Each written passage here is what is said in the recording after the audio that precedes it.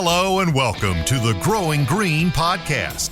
Your host, Jeremiah Jennings, is the owner of Growing Green Landscapes in Birmingham, Alabama, and has a passion for growing the entrepreneurship community for those who are young in business. Being a business owner isn't easy, especially in the early years, and that's why in this show we dive into a wide range of topics covering all the challenges small business owners deal with. Even if your company is generating $1 million or more, the stories from our great guest and Jeremiah's own firsthand experiences will propel your business forward.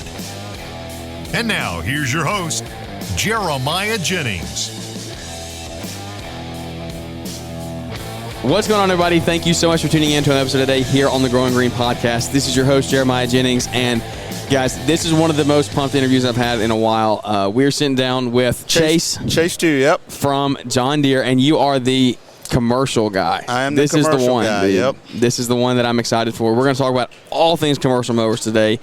I don't even know how deep we're going to be able to go, but I want to go as deep as you can, as deep as the onion you can peel. We're going to peel it. Yeah, we'll go as deep as you want to go. And if I can't answer it, I'll tell you I can't answer it. But I don't think nothing's off the table. I hear you, man. Well, all right. Tell us a little about yourself, your history with Deere. If you do have one thing right, then you got a Southern accent. We already talked about that. Yeah. And we were talking I talk on the show all the time. There's a Southern accent. There's a country accent. Yours is more of a Southern. Yours isn't too country. Eastern North Carolina. Yep. How far? I was born in North Carolina. Yeah. But I didn't live there long enough to know, geographically where everything's at. I was born in Asheville. Okay. So how far are you from Asheville? Oh, yeah, 4 hours. Long way. Other side? Yeah. Okay. Yep. Yeah, we spent some time in Asheville. Asheville's pretty this time of year. Oh, it's awesome, dude. Man, it's crazy. Did you get to drive through the mountains at all coming up here, or did you fly? We flew. Okay. One of my guys drove. He drove up the electric stand-on, so he took the scenic route this year. Yeah. He drew the short straw. Yeah. Hey, you get to pull that thing behind you though. You're in good company. So, well, let's hop into it, dude. Commercial mowers is what our audience is listening to for the most part. It's like, hey, man, I want a good mower. I want a mower that's going to fit my business. I want a mower that's not going to break down. Yep. That's a huge thing. And so let's go ahead and just jump into it. Let's talk about what's new, what's coming out with the Quicktraks. This thing it's been hot on socials. We've seen it going around. I mean, you make a few videos and things, and it blows up. Yeah. Battery is electric is where we're going. That's where the industry's going. So talk to me about it, man. Tell us a little bit about what the new Quicktraks is. Yeah, so the new Quicktraks is kind of a John Deere ground-up design, right? So for years, going back to 2013, we introduced what the product that we're replacing now was a partnership with Wright Manufacturing. Yeah. It's a great partnership for both companies. They learned a lot about manufacturing. You know, we got at the time what we thought was considered the best kind of stand-on mower out there. One of the best ones, yeah. Yep. So got a lot of time for Ed Wright and that family. In 2016, we started bringing that product in-house and manufacturing it. And then a few years ago, it's time to start looking at, what the future of this product was. We wanted a chassis that was kind of our chassis of the future, and that was really our investment strategy. So it was a chassis, a platform that we could do, obviously, our gas engines on, but also our future investments around electric as well, and then into the future, autonomy as well. Gas is where it's at right now. We understand everybody's interested in electric, and there's a lot of demos going on. I don't know how many sales are actually happening. Exactly. A lot of demos, though. A lot of demos going on, a lot of interest. That seems to be what everybody wants to talk about. But at the end of the day, right, gas products still produce revenue for you guys and make tall grass short. So that's the bread and butter. And so we had to get that part of the portfolio right. And we've just been super excited. Again, started on this project 3 years ago. Kind of the goals of the project were to, if possible, get the 7-iron deck on there, right? Yeah. That's been a really key driver of our commercial mowing portfolio for 25 years now, really proven in the market. We like the integrated transaxles from our Z900s. That eliminate a lot of lines, a lot of problems from having separate pumps and motors. But could we put those components together in an architecture that made sense for a stand-on? Yep. And achieve the weight distribution and the performance that people were looking for? Yeah. Admittedly, we got it wrong the first time, but we quickly realized and pivoted and figured out the secret sauce and have been on kind of this trajectory for the last 2 years. We've ran it with over 40 different customers for the last 2 years. Really? In addition to our internal testing as well. And it's always a good sign when you leave it with a customer for a couple weeks and you go back. Yeah. And it's not sitting in the corner saying, hey, we enjoyed running your mower. It's sitting in the corner. Yeah, you get it out of here. Get it out of here. Yeah. But when you're waiting on it to come back on the trailer at the end of the day, and the guys, are like, hey man, can we just write you a check and you just leave it here? Yeah. That's always a good sign. And that was every single person that ran it, that was the response that we got. So. Yeah, that's awesome. So what would you, are all of these that we're sitting here looking at a whole fleet of Quicktraks, which is crazy. Got the whole portfolio here. Is it all, are most of these that we're looking at this new design? So our E series, so we've got 3 series, our E and M and an R. So we wanted to leave behind a legacy chassis. That's kind of the right chassis. There's those customers that love that chassis. They're kind of loyal to it. Yeah. It also fits the 36-inch deck very well. So we've got so the E series, we have 2 deck configurations with a 36 and a 48. Again, kind of the legacy chassis. When you start with the M, it's all new, kind of ground up John Deere design. We've got 3 different engine configurations. You can go 48, 54, 60. 23.5 horse Cowie, 27 852cc carbureted Cowie, and then we've got the new 34.5 Evo Cowie EFI on there as well. So the M is really kind of the landscape contractor kind of part of the portfolio. And then you've got the R-Spec, which is kind of the ZK machine for us. Yep. So we've got 54, 60, and you can get that with the 27 852cc Cowie carb or the 34.5 Cowie Evo EFI. Okay, so you ramping up on that R series. That was a question I had because. So it's not a tough question to you. You can explain all of it. But I've thought to myself personally, like, why is Deere not upping their horsepower on these stand-ons? You look at other units and you're like, dude, these horsepowers are crazy. I mean, you're getting really high. Your ground speeds are really top of the line. I mean, what was the holdback? So now hearing that you're changing that, what has been the process of that looked like? Yeah, so the process was we could invest in kind of the old chassis or we could invest in the chassis of the future. And so for the last 3 years, while people felt like we were getting behind, and we were, admittedly, the reality was we were investing in this. Yeah. And it doesn't make sense to invest in kind of 2 different chassis, particularly in a 3-year window. The payback for us is really not there. Yeah. And so, you talked about speed.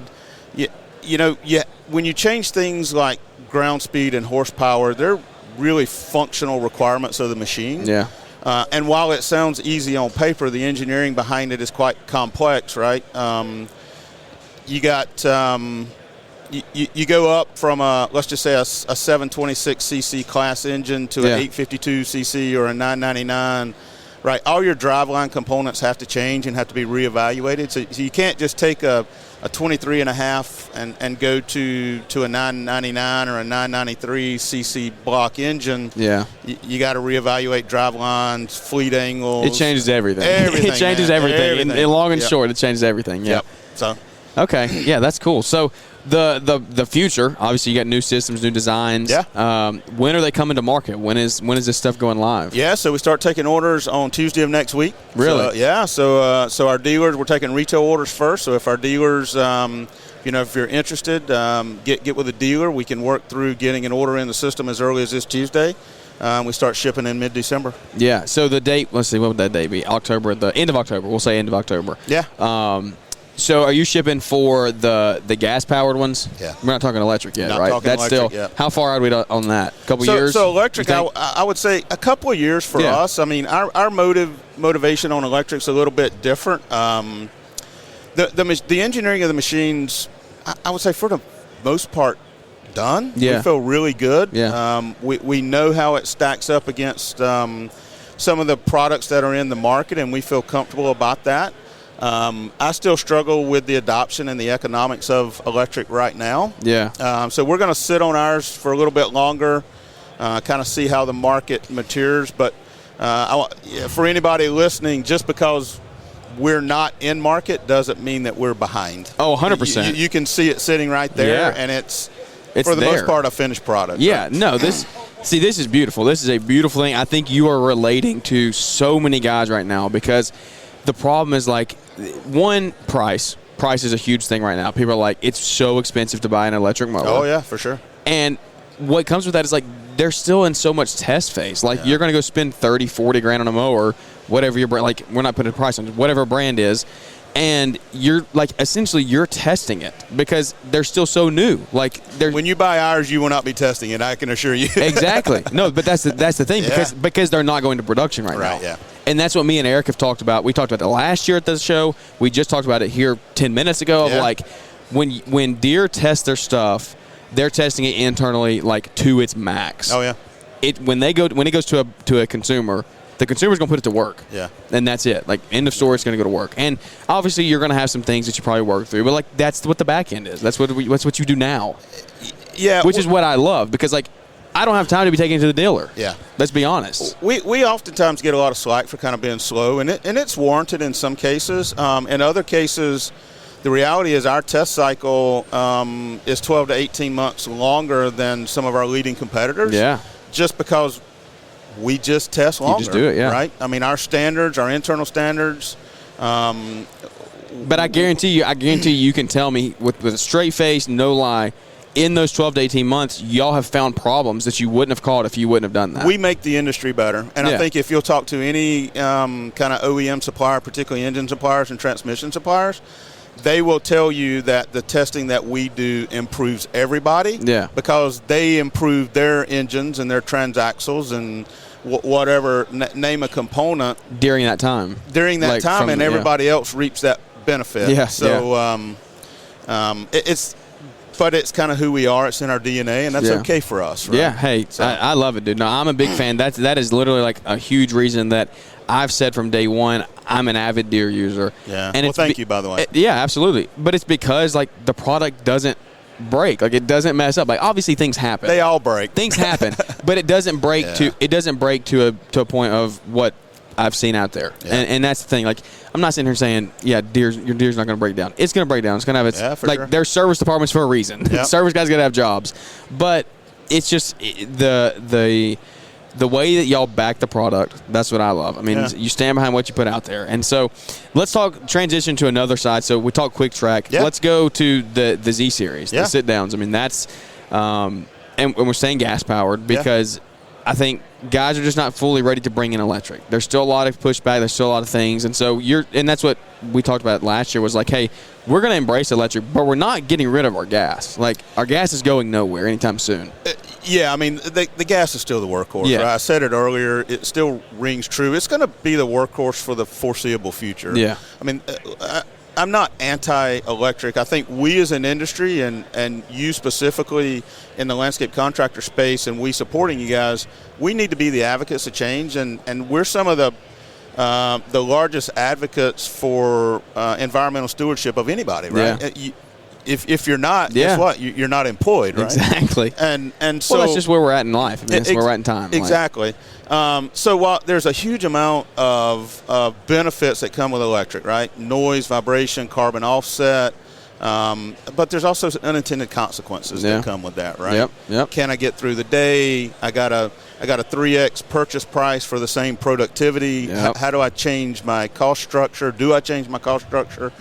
How do we recover that? Right? Can you recover? Will your market allow you to recover it? Right? Some people are like, I'm charging extra, and other people are like, my market won't accept it. Right? So economics still drive the landscape contractor space. Governmental for electric's a little bit different. Their motives are good in nature, but obviously they're doing it for a budget and. The politicians give them the budget, and if they get it, they can spend it. Yeah, that's okay. Yeah. You got to make a living. Exactly. Yeah. So Z9s. Yeah. Let's transition over there. I wanted to go on that electric hiatus there for a minute because, for sure. Because I mean, electric's coming, right? We all see it. A lot of benefits, but there's also unintended consequences. This is your invitation to Lawntrepreneur Academy Live 2023 in Novi, Michigan, Saturday, November 11th. The lineup is power-packed. You won't want to miss it. Learn from incredible speakers like Leroy Maines, Keith Kalfas, Caleb and Brittany Allman, Sam Gimble, Weston Zimmerman, and Jeff Joyner, just to name a few. Tickets are on sale now, and hurry because seating is limited to just 300. Hey, what's up? It's Keith Kalfas. Get your tickets now for the 2023 Lawntrepreneur Academy Live. Once you purchase your ticket, you'll be added to our private Facebook group where you can network with other attendees, get access to the discounted hotel room block, and get the inside scoop for the Friday night party brought to you by Kohler.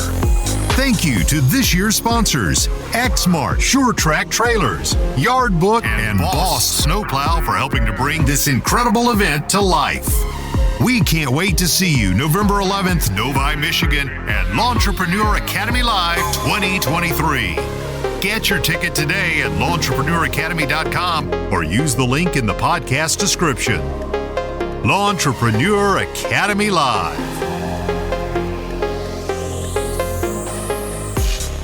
Exactly, and it's gonna be a process that everyone works through. Absolutely, and that's why I'm so such a fan and an advocate of hey, let's work through this at the beginning. So when we do bring it to market, it's go time. We're embracing and we're going. This is this industry is going to change more in the next 10 years than it's changed in the last 30 years, if not 40 years. Are you saying mainly just because of the whole electric thing? I think electric, autonomy, you can't find people, right? Wages are going up. I mean, what you were paying somebody $15, $18 dollars an hour a few years ago, now you're paying $20 to $25. Yep.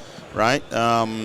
And so just, the investment in technology, not only from us, but from every major OEM in here today, I mean, it's just through the roof. We want to create tech that is purpose-driven. That's a big saying at John Deere, purpose-driven tech. We don't want to do tech for tech. We want to do tech that creates value for you and that solves a problem. And so that's the journey that we're on.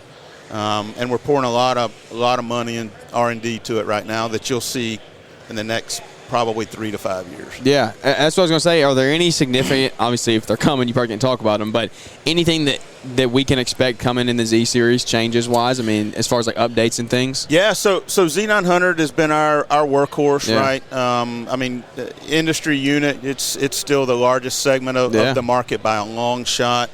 So I would say EFI is a current gap for us right now. I think we'll see something coming on that in the near future. Years to come, Yep.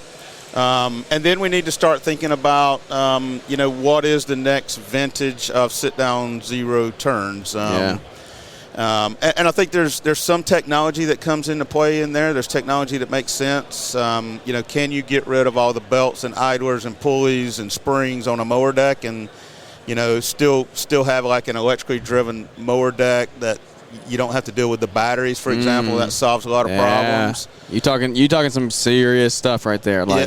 You can solve that. There's a lot of parts in there. There's 100 parts in a mower deck, right? And any one of those, bearing goes down, you break a spring, you throw a belt, you're down for 2 or 3 hours. At best. That's if you keep parts in stock on your truck, keep extras and I think we need to the industry needs to make smart decisions relative to creating value for you guys. We need to figure out what Utopia looks like. Utopia looks like the all-electric mower and some of the autonomous electric stuff, and it's sure to come. But between here and there, there's still a lot of value that can be created around solving real-world problems that you deal with every day.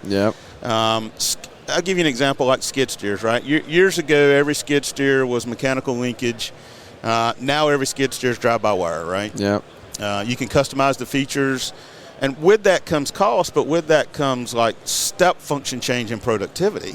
And so if the cost benefit value proposition is there, then it's a smart investment. No, I hear you, man. So let's talk to somebody who's maybe starting out in business. Maybe we're releasing this in fall of 2023. If they're going into spring of 24 and they're like, man, I need to upgrade. I need to get into a commercial grade mower. I'm not mowing acres and acres at a time, but I need a good mower that's gonna cut a bunch of neighborhood yards. I'm gonna use it all day, every day. Like, what does John Deere offer commercial wise? What recommendation would you give to a broad audience of like, hey, this is a good, like, somewhat entry level. Let's get you in here to the commercial space, and you're gonna have a good workhorse for it. Yeah. So from a sit down zero turn, we got a couple starting points. We've got our Z7R series, so we've got the Z7 40R and the Z7 60R. If you want to get into the 900s, the starting point for me would be like a 920 or 930. Yeah. So what is your real kind of workhorses? What is your jump there, if you don't mind? In a brief, I mean, obviously there's a big difference, but what are people looking at? Like, I'm going to get a 7 or a 9. What really differences are you getting? Yeah. So the Z7 is we kind of call that the tweener machine. Yeah. It's So when we designed that machine, we designed it for kind of really large property owners, kind of estate customers, startup landscape contractors. We also designed it for equine customers that mow a lot of acreage, but they have a lot of different operators. So the ergonomics of that machine are really easily adaptable to, you know, a son or daughter that comes home on Wednesday and needs to cut a couple acres, and then dad gets off on Friday night and he needs to adjust it and finish up. And then there's kind of that community activist customer that we call, hey, it's the Good Samaritan who mows his property. He probably mows a couple of elderly people in the neighborhood, and then the church on Saturday before Sunday service, right? Yeah. So Z7 is kind of that entry-level startup kind of customer. Z9 is, all right, now I'm starting, it's my main source of revenue, right? My life and the ability to feed my family kind of depends on it. Yeah. That's when you make the transition to a Z9. You got similar power plants to Z7. Has got the Cowie FX engines. You got an 852cc Opson, 10 miles an hour, kind of Hydra gear transmissions, 4-year, 1,000-hour warranty. Yeah. A little bit longer warranty on that machine. When you go to the Z9s, actually the warranty gets shorter because you guys turn them and burn them, burning right? them, yeah. That's it. So there is strategy in that, and sometimes people don't understand it. But so Z9 is kind of the hey, I'm making a living now, and you know, I this is the way to go. So. The 9 Series is what I used it from day one. Love it. We've stuck with 930s. I think we're actually at a point where we're probably going to have to upgrade to like a 940, 950. Yeah. And so, look, there's Colby. Yeah. He just walked in there. But anyway, we are to the point where we're going to have to upgrade to – is there a 40? There's not a 40. It goes straight to 50, right? There was a 45 at one time. That model's been discontinued. Yeah. It was an EFI model that's no longer in production. So we have a 930M and an R, and then we jump to the 950. So that's the 30 is the 25 horse 852cc Cowie. Yeah. And then the 50 is the 27 horse. Then you go to the big block 999 stuff. So you really jump up at that point. Yeah, you go to the 960s and 970s, which are kind of the 31 and then the 35 horse Cowie carbs. What are we talking warranty wise? That's the thing, because I'm a personally, guys know this on our show, like this is what we do. We do what works for your company, but like I'm a buy new, get a good warranty type person. Yeah. There's a lot of guys that are buy used, and cool, if that works for your business, do it. But I'm a buy new, there's a ton of value in having a good warranty and a warranty that the company stands behind. Yeah. What are y'all doing warranty-wise for your commercial line? Yeah, so our warranty is single-point coverage, so you don't have to go back to Cowie or Kohler or Briggs if you have an engine problem, right? The John Deere dealer is totally authorized to be able to make the decision on your behalf. You don't have to wait for anybody to do that. Yeah. Same with transmissions. I know some of our competitors, have to go back to Tough Torque or Parker or Hydra Gear and kind of wait on that decision. So from a warranty, we're single point, all inclusive. Huge. There's a lot of value in that. Yeah, it's underestimated, undervalued. Yep. We probably don't do a really good job talking about it enough, to be honest with you. You see the benefit in that.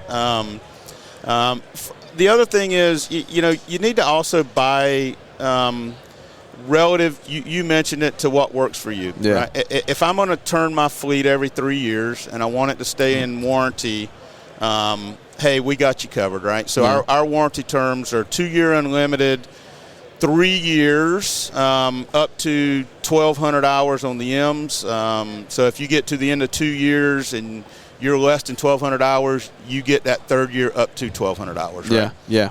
On our R series machines, it's up to 1,500 hours on the third.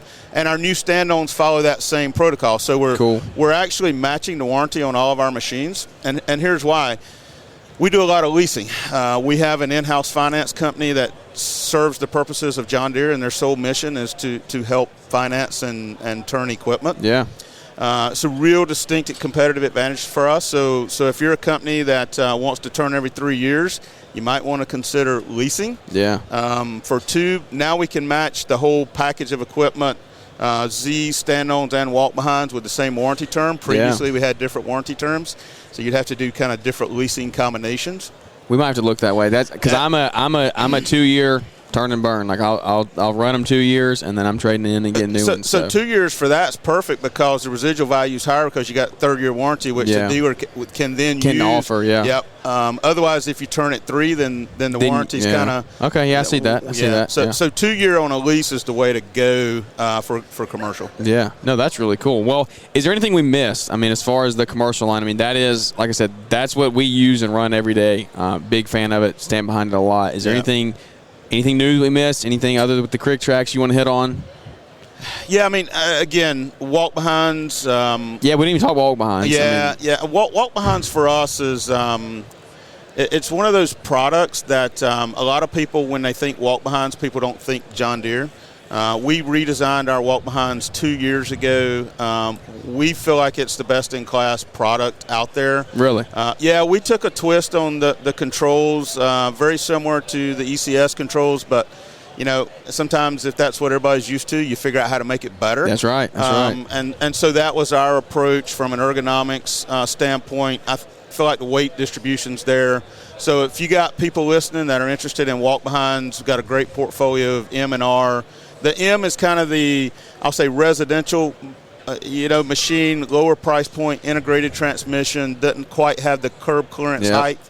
The R is the separate pump and motor combination, so you got really good curb clearance capabilities on and off as well.